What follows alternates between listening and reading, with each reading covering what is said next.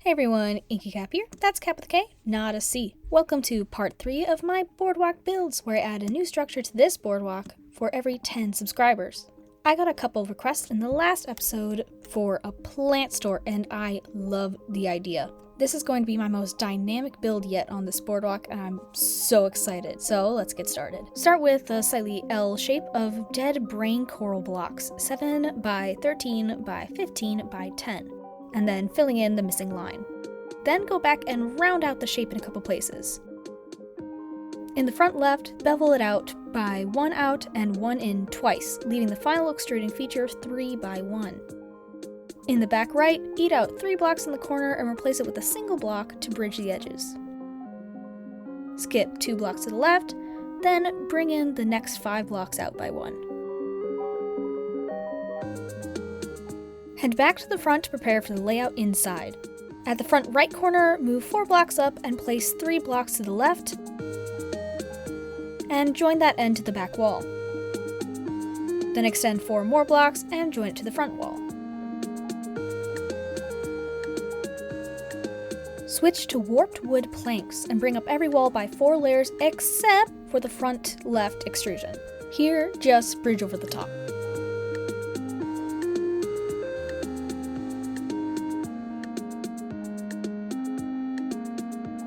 Let's knock out some doorways and windows.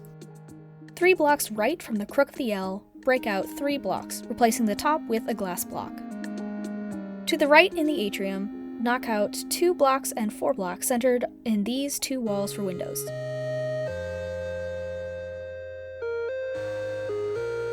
In the left, knock out a 2x3 opening right in the corner.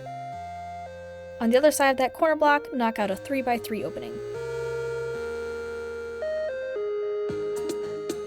Open a door into the small room with 2 blocks in the corner against the back wall.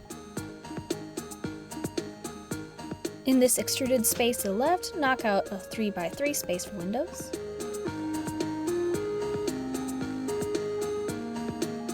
And to the left of that, knock out another 3x3 space, but along this curvature to get a curved window effect. Now let's address the hole in the front. Place 2 layers of glass on each empty block. Then 1 block up, fill in the open space between the glass. Patch up these 2 last spots with warped planks.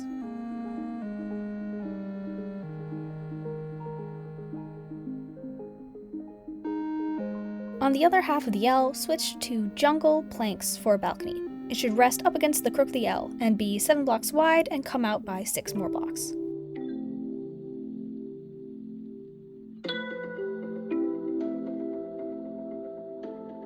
Extend this all the way to the back wall to become the ceiling for the room below.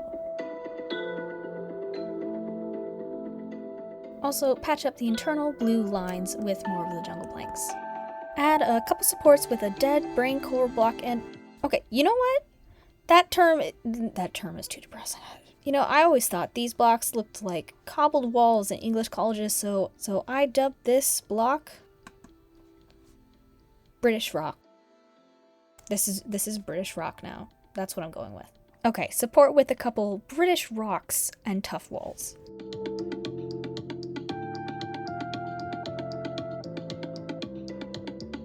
From the front of the balcony, skip 4 blocks back before laying down a foundation for a second part of this build. Lay down terracotta in a 7 by 12 base. And yes, this will go over the back of the warped wood by 1 block. It's supposed to do that. Don't question it. Add 5 layers of terracotta on top for a total of 6.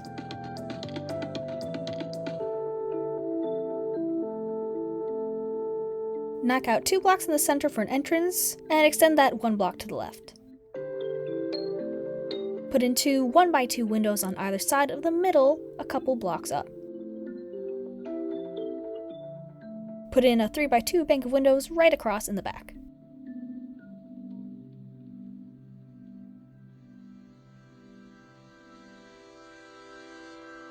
Roof this with spruce slabs, letting it hang over the edge by 1 block in the front and the back.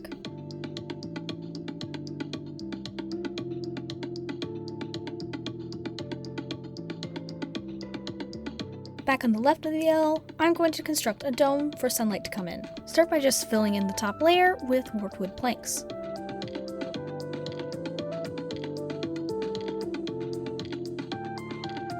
This will just form a base for us to work on. Now take your planks and start just behind the rounded bank of glass with 3 blocks centered. Go up and left 1 block and up and right 1 block. Repeat this, but on the left side, extend the row to 8 blocks long. Move in 1 block, up 1, and place. Do this again, then join that last row to the wall next to it. On the right side, extend the last block by 3. Then just clear out the extra blocks, leaving just a ring. Add a layer of glass on top. Now build a dome by building a layer up and in, cutting out any unnecessary corners, then up and in again. Alter the section a little bit to bring it up to the wall, but leave the top open for now. Now for some gradients. Accent the dead brain core that is British rocks with tuff, then shade and highlight the warped planks with dark prismarine, warped warp blocks, and even a couple regular prismarine blocks. For the terracotta, shade with brown mushroom blocks and light gray terracotta, but shade it from the top, not the bottom, to accent the fact that there is an overhanging roof. Background here to roof the dome, use blackstone slabs. Add more around the base of the dome to distinguish it from the rest of the build. Then, with blackstone stairs, create bands around the dome to suggest panes of glass, as well as on top of this display window. Also, add stairs along the right side of the terracotta section. Accent these with deep slate tile slabs and stairs. In the back, alternate spruce stairs and fence to support the overhanging room. Add some detailing to the outside of the build with blackstone buttons, spruce and jungle wood fence, oak, spruce, and jungle trapdoors, spruce and jungle buttons, and spruce signs.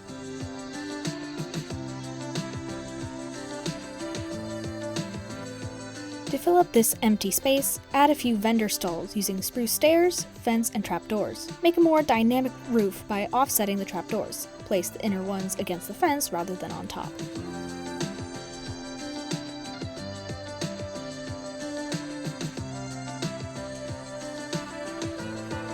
Also, we now have room for another lamppost. 3 polished blackstone walls, 3 dark oak fence, and 2 lanterns. Inside, let's make our passage between the rooms. Run jungle plank stairs along the wall up to the 2nd floor to make a fun winding staircase. Kinda dark up here, so let's add 6 ochre frog lights ringed with polished tough stairs for grow lights. 4 blocks over from the corner and 1 block up, knock out a 3x5 opening, which will lead right out into the dome.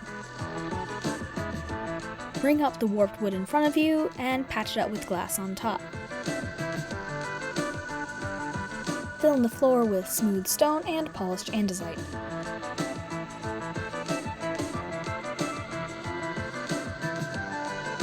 Then of course we need a counter, cash register, shelves.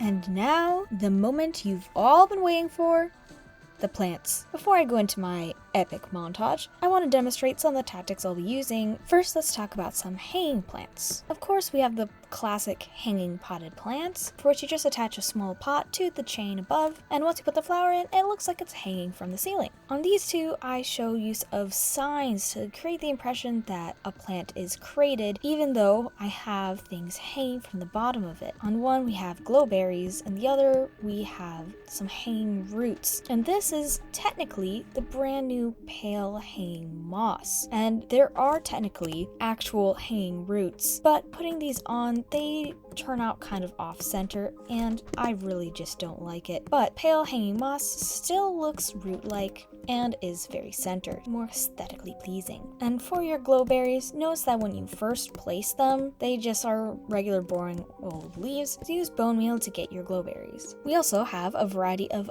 potted plants. Here we have a little tree sapling in a pot, and this is probably pretty widely known, but when you do this, it looks like a little bonsai tree, especially the cherry ones. cherry one looks so good. Over here, we have some stacking of items to get different plants. Put a leaf block on top of an azalea bush in a pot, and now you have a bigger plant with little flowers on it. But if you have an azalea bush outside of a pot and you put a moss block on top, the textures kind of blend together perfectly, so it just looks like a taller azalea bush, really. What if you want a taller stem on your plant? Well, you're in luck. If you take a dead bush and pot it, you can put a leaf on top and make it look like a nice bushy stem for our bushy bush. And you'll notice that I put my plants in podzol. I'm choosing to use podzol rather than dirt or grass because it looks kind of like super fertilized soil. I feel like a garden store would have that, you know. And then over here, my beautiful masterpiece. Normally, you can't put plants in decorated pots. However, because the little thing that sticks out on top of the pot doesn't actually count as part of the block, I guess, you can actually crouch and then